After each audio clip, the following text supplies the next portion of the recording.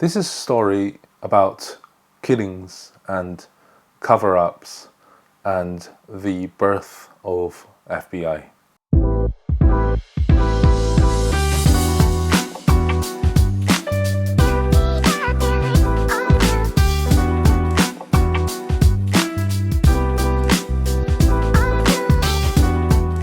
Hello everyone, welcome to another episode of Harry's Book Cafe. Today I would like to talk about the book The Killers of the Flower Moon and see how it stack against this movie adaptation starring with Leonardo DiCaprio. So Killers of the Flower Moon is a novel, a non-fiction rather, that's based on an actual event happened in what we call Oklahoma in our current day, except the story happens around about 100 years ago. So the author is David Graham. If you haven't heard it, I mean, this is my first time hearing David Graham, and that's all because of the trailer of the latest movie adaptation. I did some Google research on the gentleman. He's also an author of The Wager. I put the cover here, and I actually, The Wager is on my waiting list for the library, so as soon as it's available I'll read that and come back to you. The cover looks amazing. The story is about this mutiny on the sea. Again, it's a real life story, very, very interesting. He also wrote the novel The Lost City of Z. Again, is a non-fiction novel about this British explorer who wants to find this lost city in the Amazon jungle. Again, real life accounts, so I can't wait to read that one as well. This is I'm actually purchasing that from Amazon. So I believe The Killers of the Flower Moon is his most grand of works and the latest novel that has been adapted into a movie. So I would like to talk about the book first because I watched the movie today. I finished reading the novel yesterday, so both are very, very fresh in my mind. So the story centers on this little area in the Indian reservation sort of area in Oklahoma. Now, the tribes of Indian that was centered in the story is the Osage. Apparently they are an old tribe in the American West, and because of the foundation, the establishment of United States, they were moved places to place. They were forced from their homeland and were asked to go to different places because the whites needs to have a settlement of their land. So by chance they end up in this current day Oklahoma in a particular area called Grey Horse, Fairfax. And unbeknown to the white people at the time, the land of the Indian Reserve sits on a massive amount of oil reserve. Now that knowledge came much later. And then the Indians, because they have the head rights of the land that they own, and whoever wants to produce oil from this land must pay them a loyalty. And that loyalty, because the richness of the land, that loyalty were paid quarterly, and it's apparently equivalent to today's, depending on how wealthy the land is, about an average of looking at £30,000 per month for the loyalty. So those Osage Indian people became the rich, so the area that they are sitting on, the reserve, became the richest area in the world per person, per capita. That's a blessing. However, that blessing, like many things that comes to natural resources, diamonds and oils are not exception. They quickly turn into a curse. The central character in this saga is a woman called Molly Burkhart. Her husband, Ernest Burkhart, and his uncle, William K. Hale. Ernest is an ordinary guy who came back from the war and working for his uncle, William K. Hale. Now, William K. Hale, he's a very successful businessman. He owns a massive ranch in the Indian land, and over the years the Indian people see him as their true friend because he has been investing lots of money in the local infrastructures, building schools, educational institutions, museums. He can speak the language, so the local Indian really sees him as a real white friend that they have, and many people has benefited from his benevolence. So Ernest is his nephew, and he came back from war. He falls in love with Molly, and they got married. Molly has an elderly mother and 3 other sisters. So the story kickstarts with the death of her older sister, Anne Brown. Now, Anne is quite a rebellion child, and when she grew up into a woman, she was quite a lady of easy virtue, if you know what I mean, and she drinks a lot, even though alcohol was illegal at the time of the prohibition. She drinks and goes out with many men. Her schedule is like, sleeps at 5 a.m. and wake up in the late afternoon and then repeat. So it starts with her death. She went missing. Molly, the central characters, started to get worried, and then they discovered her body somewhere in a sort of creek. That was murder number 1. Now, almost simultaneously, there's another Indian man was murdered somewhere along on the oil field. That's murder number 2.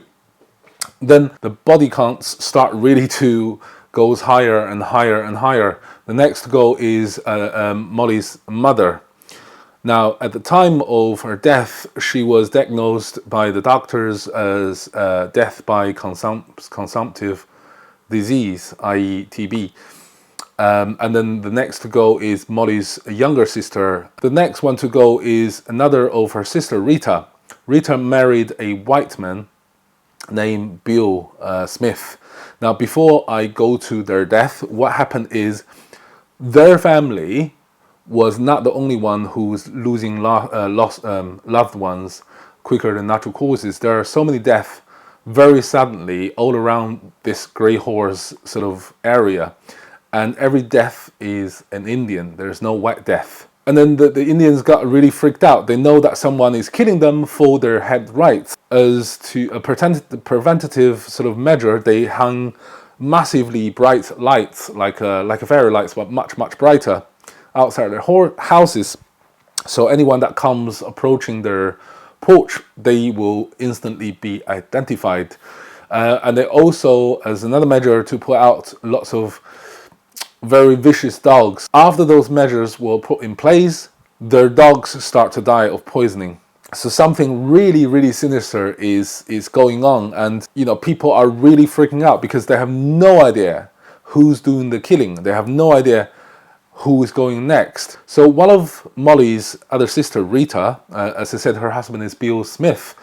They were so freaked out. When they're sleeping one night, they heard someone is going through their back garden or front yard. They're so freaked out that they actually move out of Grey Horse into a town slightly larger, a little bit further away than where they were originally settled. Unfortunately, their house got blown up one night, and the couple died instantly. So throughout all these tragedies after tragedies, Molly becomes worse and worse in her own health condition. She suffers from diabetes. So every death is basically a gut punch, and her condition just deteriorates. The local sheriff and his men were utterly helpless and hopeless in trying to find the killer or killers. They were just A, incompetent, and B, just can't get on with the job. So the family, because they're quite rich, they actually paid for private investigators to carry out the duty that the police should be carrying out. William Hale, the true friends of Indian, many people call him the king of the Ostrich Hill, actually decided to pay lots of reward money, $1,000 there, $1,000 there, for anyone who can provide information that will lead to the arrest and prosecution of the murderer. But even with all these rewards, nothing came about. With all these sort of private detectives coming along, they were unable to solve the problem. So the story sort of meanders from one murder to the next and involves a little bit of history of the American Indian history, the land distributions and head rights, so a few legal stuff. In terms of the actual book, although the subject matters are quite thrilling, it should read like a thriller book, you know, sort of like whodunit sort of book. But because it's non-fiction, it sort of takes some of the excitement out of the actual storyline. You know, that collective fear that the community was feeling should have been depicted a little bit better. It really should be giving me a sense of creepiness, which unfortunately was absent from the book. It reads like a non-fiction, which is what it's supposed to be, but there are quite a lot of non-fiction books that reads like a thriller. And I think this could, because of the subject matter, it could really have done with a little bit more excitement. Unfortunately, as I said, that's absent. So that's the criticism of the book. What happens towards the end is that everyone who were killed were pretty much all killed for their rights to their land. They were killed for the quarterly loyalty that they received from the oil company. So everything was money motivated. Now, guess who was the strategist behind it all? Guess who's the mastermind, the snakehead? It was William K. Hale. Hale, yeah. So he's the king of the ostrich community. He's basically the wolf wearing a sheep's clothing. He pretends to be their friend, while all the time sort of scheming to kill all the Indians so that he will ultimately inherit all the wealth. There's also many insurance fraud, and a couple of Indians died because of the insurance fraud that he has taken out the policy on them. So he, all throughout this, you know, he went to the murder site, he collaborated with a local lawman, he comforts the deceased family. Remember, his nephew married Molly, so every time Molly's relatives passed away, he come here and pretend to be the good man who's offering money for private investigators. He hires private investigators. He offers money reward for information provided. He offers comfort to Molly and her immediate family. All the while, he was the Machiavellian behind everything. So yeah, he was offering comfort. He was, you know, like a giant spider waving this web of deceit and murderous intent. He was the one. Now, his nephew, Ernest, he is a weak-willed man. He was in love with his wife. I mean, there's nothing fake about that. He really does love Molly. Yet at the same time, he was doing his uncle's bidding by, you know, hiring men to killing Molly's sisters and sister-in-laws and brother-in-laws. He was doing his uncle's bidding, and yet at the same time he's loving his wife. You know, sometimes it's difficult to equate the two. There's conflict here, and yet in his mind, in his conscience, they are completely separate. So it's quite interesting character. And because of the local incompetency of the law enforcement officers, the federal government decided to investigate, and the Department of Justice took over the task. Now, they established a new sort of department within the Department of Justice to carry out investigations of this particular murder, and they were the beginning of FBI. The leading detective is Tom White, and with a few trusted men, they came and started investigation. They have uncovered a very grand and intricate webs of lies, of corruptions, of deceit, of murderous intent. Everyone involved in from the reason that the private investigators couldn't, you know, uncover anything is because they got paid off by William Hale. The reason that the local policeman and sheriff couldn't discover anything is because they are the mates of William Hale. and they don't want to get involved. You know, all the oilmen's here, all the politicians in the local area, they were all in for it. They were all involved in killing those people. You know, William Hill was the guy who eventually got locked up, but there were so many other people, the politicians, the sheriffs, you know, even ordinary white men, wives and husbands, they were all involved in the killings of Indians in the hope of getting the money for themselves. It is creepy, and as I said, I'm disappointed with the book because it could really have done it like Agatha Christie sort of suspense, but that was missing. That was you know, opportunity missed. But the entire high class citizens of the local area, the white citizens, were all involved. Everyone is covering everyone's back. Anyway, Tom White and his men did everything they could and uncover everything, and everything was brought to trial. And then, as I said, Ernest was also locked up together with his uncle. Now let's go to the movie part. So Ernest was played by Leonardo DiCaprio, and it was a fantastic performance. His uncle, William Hill, was played by Robert De Niro.